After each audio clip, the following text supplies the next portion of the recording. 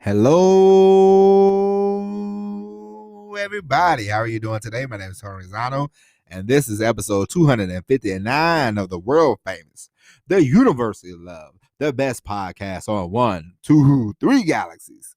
Ladies and gentlemen, we just call it Online Marketing Moves, and we are coming to you live today from the great state of Georgia, right here in the good old United States of America. The city we are in Atlanta, Georgia. One of the few places that never shut down for COVID. I don't know if I'm proud to say that or not, but it is what it is. Anyway, today, ladies and gentlemen, we are going to have a exciting podcast. We're going to have a very fun, a very lively podcast. Ladies and gentlemen, if you like to laugh and you like to giggle, today's episode is for you. Yesterday, we talked about cancel culture and all that jazz. Who nobody wants to be depressed every day. Nobody wants to talk about that stuff every day. Today we are going to talk about you. We're going to talk about storytelling. And why is it important for you to tell a good story? Now you don't have to be, you don't have to be Eddie Murphy, you don't have to be George Carlin. Nobody's expecting you to be that. Because if you was, you wouldn't be listening to this podcast. You would be getting paid for a living telling jokes. But ladies and gentlemen, you do want to be able to tell a good story. You want to be able to capture the audience. You want to be able to, because a lot of things these days, mechanics, the nuts and bolts of things, people really don't want to hear that. People want to hear about the car. They don't want to hear how you made the car. They want to hear about the car. What did you do in the car? How did you get the car? Where did the car take you? All that kind of stuff. Nobody wants to really hear about, and then on part 8 of this blah blah blah blah blah blah blah blah blah blah. Nobody wants to be bored. People want to hear good, compelling stories. My wife yesterday, she watched. What did she watch? She watched the Wu-Tang. Apparently, Wu-Tang had a show on Hulu. I don't know if you ever checked it out. I don't know if you know anything about the Wu-Tang Clan and all that stuff. But they had a show. I watched the episode with my wife. It was a pretty good show. It was a very interesting show. Made me think of, see how the Wu-Tang got started. Now, I'm not the biggest Wu-Tang Clan fan out there. You might be. Of course, my brother-in-law, he is, because they are from the great state of, well, I don't know if it's so great or not, but that's to be decided by other people. But they are from the great state of New Jersey, the Garden State. I will say this. One thing about New Jersey that I do like is you don't make a lot of left turns in New Jersey. Like, they had some kind of U-turn thing. Like, the times I went up there with my wife in the car, I'm like, hey, this is so nice. We don't have to make crazy left turns. So, and they had the little, you go around, you make it like a U-turn, and then you make a turn. So it's like, basically what I'm saying is, you don't make a left turn until like a bunch of cars coming your way. You know what I mean? Like, here in Georgia, some of these left turns you have to make is like, woo, But me personally, I'll give you a little piece of advice. As a driving expert, as a driving professional, I will give you a piece of advice. Never make a left turn unless you have to. If you do make a left turn, try to, like, if you're driving, look for the light before you look and see where the light's at, and then go to that light so you can make the left turn. You don't want to get out here in these major cities. No, I grew up in a small town. Don't get me wrong. You can make any kind of God bless you. You can make any kind of turn you want. If you live in a little town like I grew up in, you can make a left turn, you can make a U-turn, you can do whatever kind of turn you want to. And ain't nobody, the chances of somebody hitting you is slim. You know what I mean? But you got up here into these Atlantas, these Houstons, where these characters, I would say, they cannot drive as well as some of us. You know what I mean? So you definitely want to be careful. And definitely when you're driving, or if you're looking around, do yourself a favor. I'm gonna save you a lot of headaches. Before you take off, look for the light and say, where's the light at? Where can I go and make a left turn or make a right turn? So that way I won't get hit, because, the more you get hit, the more your insurance goes up, and it's a whole thing. And also, if you want another piece of advice, this is just from me to you. But if you are a pretty good driver and you've never been hit or whatever, I would never do the 500. I would never do the $500 deductible anymore, because they charge you more if you do the $500 deductible, and it's a lot. And people will say, if you get a scratch in your car, they will go, just use the $500 deductible. No, don't do that. raise it up like 1,000, 1,500, 2,500, and it's cheaper on you. And especially if you're a terrible driver, if you've been in a lot of accident prone, or you live in an area where people just love to hit you or whatever, I would stick to the 500, maybe the 1,000. But if you're like me, you don't drive a whole lot and you don't get into a lot of, Fendi bendies, I would recommend you getting like $2,000. I got the $2,500 deductible, and it's cheaper on my insurance, and it's just a way to save money. But anyway, enough about that jazz. You didn't come here for financial advice, did you? What am I, Susie Orman? I wish I had some Susie Orman money. I wish I had some Susie Orman money right about now. I was talking to my cousin today, and we was talking, and he was telling me about, we have limitations when it comes to fixing stuff. I'll talk to you about this week. Talk to you about me fixing the toilet ring, wax ring, all that jazz. And I said, truth be told, I said once I start making more money than what I want, the more money, I said, I'm definitely just gonna pay people for everything. I don't want to deal with all this, because I'd rather be doing a whole lot of other stuff. There's a lot of stuff that I do that I would rather not do. And I'm like, if I could just pay somebody and I could just keep doing what I want to do, if I could just keep recording these podcasts, then I would be a lot happier. You know what I mean? So, I mean, that's my goal. That's one of my goals in life, is just, hey, man, you got this problem, you got that problem. Oh, man, pay somebody. What were you talking about here? I remember I saw Al Trebek was on his roof, and he's like, I'd clean my gutters. And I'm like, look, Al Trebek. I mean, God bless you, but I guess if you hosted Jeopardy, I guess you would have gone home and feel like you're doing something. I don't know. But me, I'm like, ugh. I've hit my back on the highway. And I was talking to my cousin, and I was like, how much? I said, how many times I bumped up and down the highway? I said, I'm sick of all that. He's like, I don't blame you. And I'm like, at the end of the day, I'd just rather be out hitting golf balls or talking to my wife, or, in 6-9 months from now, doing goofy faces with the baby, other than, wax rings and mowing yards and, trying to figure out what's wrong with the sink and all this stuff. And I'd rather just pay somebody and forget about it.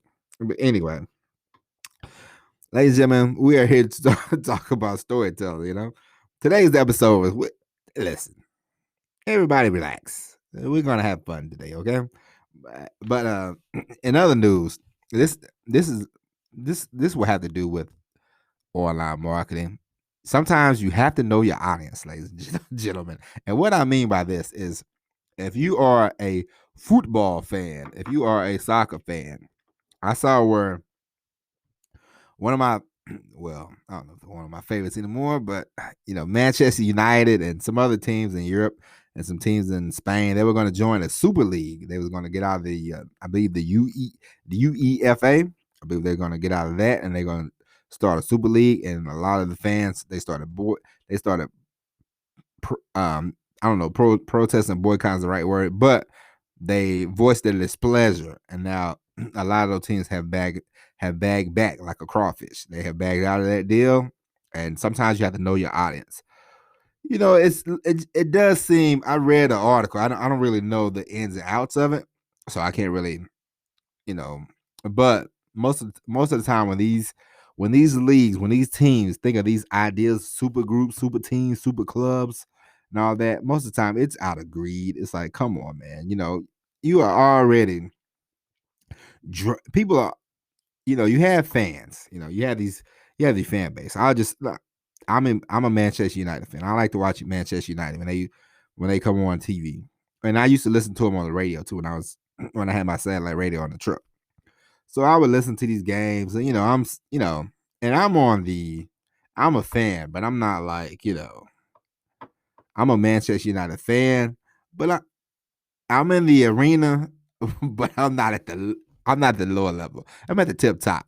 Like, I like him. I root for him. I think Marcus Rashford is I think he's gonna be like, one of the best players, on the squad. He probably already is one of the best players on the squad right now. think he's like 21, 22 at this point. I've been watching him over the last few years, when he got started. So I'm not like, I don't know the whole history, like I can't thumb it back and all that kind of stuff. So, I'm not the expert to be listening to, but it's like you guys have already made plenty of money. You're making a lot of money off the fans. You're already charging a good pretty penny for tickets, and now you want to join some Super League just to make more money. It's like, give us a break. It's sort of like in the NFL, they want to do a 17 game league, but then they preach safety, and it's like that's a joke. But when it comes to the soccer, it's like these guys make money hand over fist. How much more money do you want? Learn your audience, sir. Read your audience. The people, they don't want this crap. You know what I mean? And they have pushed back. They have complained, and now they are back. They are back and back, and it's a bad look, to be honest with you. It's not good. But let's. So I say that to you because you have to know your audience sometimes. You it's like I listened to this podcast, How I Built This. I highly recommend this podcast. And there was a guy who, excuse me, it was the guy, him and his wife, they do baby strollers, and they're like $1,200, $1,500. He's not making that baby stroller for me, baby. You know what I'm saying? Hey, he's like, my audience is this, my audience is that. So, I mean, I ain't got no problem with that. I don't care. I'm not going to buy the baby stroller, but, what if he was like, hey, my audience is, single moms or something like that. And he's like, hey, this baby stroller is going to be $2,500. You know, for the most part, that would be kind of wild. Not that I'm saying, of course, I'm not implying, Jack, that every single mother can afford a $2,500 stroller, but the majority of them probably don't want to pay $2,500 for a single stroller. You know what I mean? So, especially if you're like a single working mom, you work at a bank or something like that. So, you're not gonna sell a $2,500 stroller to those kind of people. You're not gonna sell $2,500 stroller to that group. So you have to read your audience. You have to know your audience. You can't. I'm not gonna sell a $20,000. I'm not gonna sell a $20,000 course the whole time when there was plenty of episodes you can look up and I'm like 20 expensive courses. Why would you pay for that? Like $2,500, $2,000, anything below that, okay, maybe, but I'm not gonna sell anybody a course for like $15,000, $20,000 because I wouldn't even buy a course for $15,000. Like I would be kind of jerking around with you if I tried to sell you a course for $1,500, or if I was affiliate for a program that was like $15,000. Then I because I wouldn't even buy it. So I don't know. That's just me. But anyway. Whew. Ladies and gentlemen, you know what? I'm gonna be honest with you. I don't know how to edit. I don't know how to edit very well. I don't know how to edit very well. So a lot of times, unfortunately for you, you get the whole podcast. You get every sound, every ping, every yawn. I don't know how to edit that stuff out. So unfortunately, it just is what it is, and we just have to go forward. Sometimes, now in the beginning, I'll give you some behind the curtain scenario. I remember when I used to record on the truck, and like the first couple of minutes, I would just sometimes it would just be a yawn fest for some reason, and I would just delete it and then I would re-record. But we're 14 minutes in, and I'm like, I'm not doing that. I'm not going back and re-recording. But so you have to forgive me. And one of these days, we're gonna get a producer or something. One of these, I'm just gonna learn how to edit this stuff and take the yawns out. So, but until then, let's all yawn together. all right, all right. But we are 15 minutes in, and we're finally getting to the main subject at hand. We're here to talk about storytelling. Now, we talked about this before, but we can always talk about it again, ladies and gentlemen. Before we get started, I would just like to say, I got the candles going. We got the whole ambiance going today. So, if you want to, take a drink of water before we get started with the storytelling, be my guest. let's all take a drink of water together, shall we? I have water. You have water. Come on.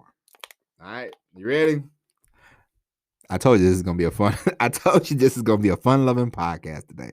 All right, 5, 4, 3, 2, 1. Swig of water. All right, let's go. Now, let's talk about storytelling. Now, you want to be. I'm not saying you have to make up stories or they have to be, funny or anything like that, but you do want your stories to be compelling. Like you you want your stories to drive to an emotional point and something emotion. You know, like and because one of these days I will tell you I will share many a story with you about me quitting a job or me getting fired from a job and how it helped me to drive me to the point where I know that I want to, work for myself. Like I want to generate income for myself because me personally, I can't depend on the job to take care of me because there's been many times where I'm just like, I don't like this job. And there's been a few times that the job is like, well, for one, I've been laid off before, gotten fired for no reason. And it's like one of the worst feelings that you can have when you have no control over the situation and you're just like, what am I gonna do? And it's like you have to try to quickly find another job. But it got me to thinking and it helped me get into the situation where I'm like, you know what?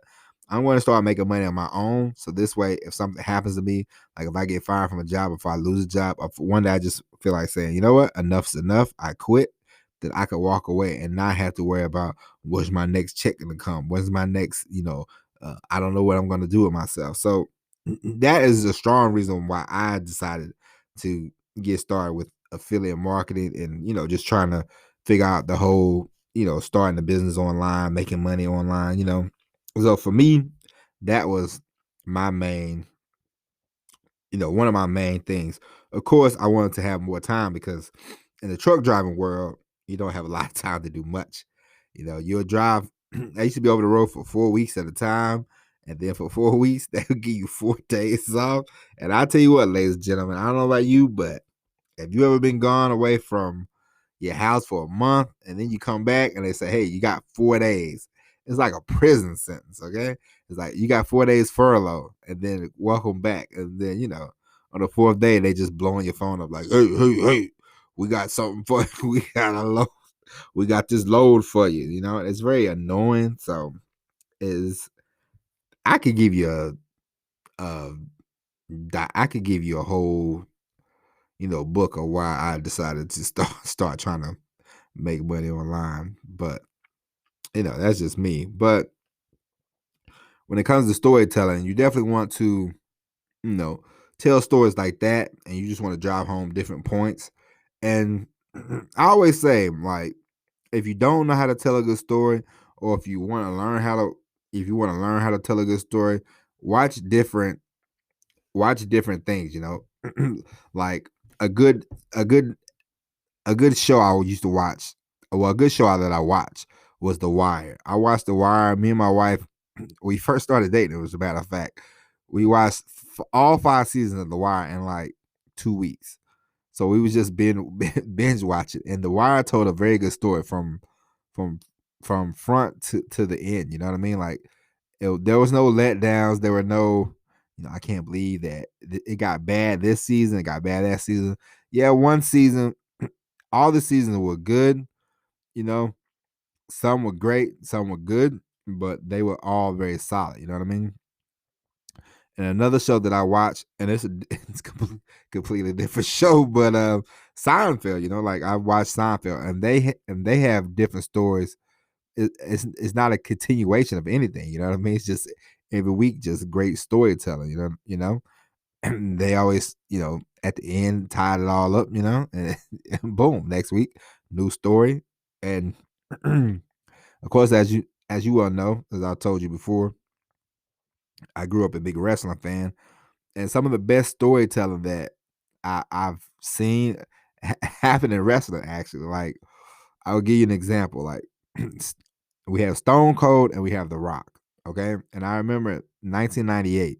I remember when The Rock he was he was a quote unquote he was a quote bad guy, and then the people started liking The Rock because all his catchphrases were really something. Like this guy was really showing his personality, and he was hot stuff. And then I remember November of 1998, The Rock he turned back into being a bad guy, and the people were like, "Why, Rock? Why?" And The Rock he was a bad guy. And then I remember Stone Cold, he was coming along, and Stone Cold he was pretty hot at the time. Like nobody was bigger than Stone Cold. And I remember their first WrestleMania match, and it was the classic story of good versus evil. Like they try to do everything in their power to stop Stone Cold from winning the belt again. And I remember that, and it was just a great story. And they had a match, and it was in Philadelphia, and it was a very good match at WrestleMania. I think it was WrestleMania 15. Yeah, WrestleMania 15. So it was. Was it WrestleMania 15? I believe so. Whatever which one it was. Okay. Yeah, WrestleMania 15. 15. But it was WrestleMania 15, and it told a good story, you know what I mean? And so your stories, as we talked about, they don't have to be ha ha ha ha ha all the time. They can be intense, they can be dramatic. But the one thing we don't want, ladies and gentlemen, is you know what I mean? Don't tell a boring story. Don't tell us, hey man, and then 5 o'clock I decided, 5 o'clock, what happened? Oh, they that was it. Like what? What? Like don't be boring when it comes to this storytelling. Have some enthusiasm, have some passion. You could always tell a good story. Some people tell good stories by the inflections they make. Some people tell a good story if you see them, their hands are moving. I will give you an example. It was a guy I was in the Navy with. This guy told. I don't know if his story. Nah, his stories is kind of. I think his stories might have been BS, but for what it's worth, he told the greatest stories. Why did he tell the greatest stories? Because he had so much enthusiasm. Let me tell you something. This guy would be like, he would tell you the story and you thought you was there. He would include you so much in the story, and he say, "You know what I'm saying, homie?" And then he would stand up, shake your hand, and you'd be like, "Yeah, man, yeah, that happened." And then you'd be like, "What's next?" So every Monday for lunch, we would all be sitting around. We would all be sitting in the galley, and my man would hold court. My man would. We say, "Hey, we would say, "Hey, dog, what happened this weekend?" "Hey, cuz, what happened this weekend?" And he would say, "Let me tell y'all what happened, man." He said, "Me and my boy," and this is how every story almost went verbatim, but he told him so good, and he told him with so much enthusiasm that you didn't really give it. You said, "You know what? I don't give a damn if he's lying or not. Who cares? These stories are so intriguing." He would say, "So me and my boys, right? We rented the Lambo," and then he would tell us his outfit because he used to wear these colorful outfits. He would say, "I had the yellow polo shirt on, and the pants is all crisped up, blah, blah, blah, And then he's like, "I was in the back seat, and the car had tinted windows, and cuz I'm in the back seat on Sloss, because he lived in LA, so he would be like, what is this, Crenshaw and Sloss, whatever it is, I don't, whatever it was, Slauson. I can't say the word, but I know on the corner of Crenshaw. A lot of times he was on the corner of Crenshaw. But anyway, he would be like, And homie, I was in the backseat. I had my shades on, and I was real low. And the girl walked up to the car and she was like, I want to talk to him. And they be like, who you want to talk to? And I'm like, who she want to talk to? And he like, who you think, dog? Me. And I'm like, oh, my boy, you always getting the girls, man. He like, you already know, man. He like, man, girls don't want nobody dressed like no bum. I'm like, they want to talk to me. I'm like, yeah, they want to talk to you. I'm like, I gotta stop dressing like a bum. I gotta stop dressing like a bum then, homeboy. He like, yeah, man, I can show y'all. Well, I ain't gonna say what he said, but he said, I can show y'all how to dress. I'm like, oh, okay. But this guy, he told great stories, man. We were so enthused. And I mean, listen, hell, I haven't seen this guy in 20 years. It's been 20 years since I've been out the Navy. I haven't seen this guy in 20 years. And I can't remember what's starboard, port side, forward, and aft. I don't remember a lot of them Navy words, but one thing I do remember my boy, and I do remember his storytelling. So, there you go. Sometimes it's not. Sometimes you just remember certain things and remember certain people, and for him, I'll never forget him until the day that God calls me home. I will never forget this fella because this guy told the most amazing stories. And I hope for you, when it comes to your business, when it comes to you, telling stories, whether you do it on video, whether you do it on podcast, whatever it is, I hope you tell stories, good stories. Like I said, they don't have to be. You don't have to be Eddie Murphy. You don't have to be, Stephen King. You don't have to be anybody. But what you can do is you can always tell a good story. Whether you have the passion, whether the story is good, whether you have the passion, whether you have the hand movement, the hand gesture, it doesn't matter. But what you want to do is you want to study up on good storytellers. You want to study up on good storytelling. It's like I watched I watched the Alfred Hitchcock movie. One of the better movies I saw. It was just a guy in his apartment, and I think he had a broke leg or something like that. I think, yeah, his leg was in a cast, and he never got out of the apartment. It was a very good movie, and I said, man, Alfred Hitchcock, he tells good stories. You know what I mean? So I don't know if he wrote that movie, but I know he directed it. But it was definitely a good movie. So you can always look at that kind of stuff. You can always study up on that, but you can always just study up on like good storytellers, good storytelling, and you yourself. Like I said, you don't have to become top of the world, but you definitely don't. The one thing you don't want to be is you don't want to be a bore. You know what I mean? So get out there, tell good stories. Man, I'm still laughing at my guy, man. He was the best, man. Every time, because the reason why it was so funny because every story ended with he was dressed to the nines, the windows were tinted, and this fella, and the reason why it makes me laugh is because I will end on this note. Now, we all know we are all different. We are all different shades of the rainbow. Don't get me wrong. And my man, he was a dark complected fellow, and he was always talking. He was always saying he was in a tinted car, and he was like, it's real tinted. I'm like, and I used to be thinking, now how in the he double hockey sticks can anybody see him in a tinted car? Like it's hard to see anybody in a tinted car, let alone this fella, because he was dark. you know, I'm like, how in the world can they see him? He like, man, how you think they see me, man? $1,000,000 smile. I'm like, okay, all righty. But anyway, ladies and gentlemen, go out there and tell your stories. Tell the best stories that you can. Make them exciting. Make them fun. And I hope you enjoyed today's episode of the podcast. We wanted to lighten the mood. We will be back tomorrow. Maybe tomorrow we will actually talk about some strategy about affiliate marketing. But ladies and gentlemen, everything we talk about on this podcast is strategy driven. All right. Storytelling is the same way.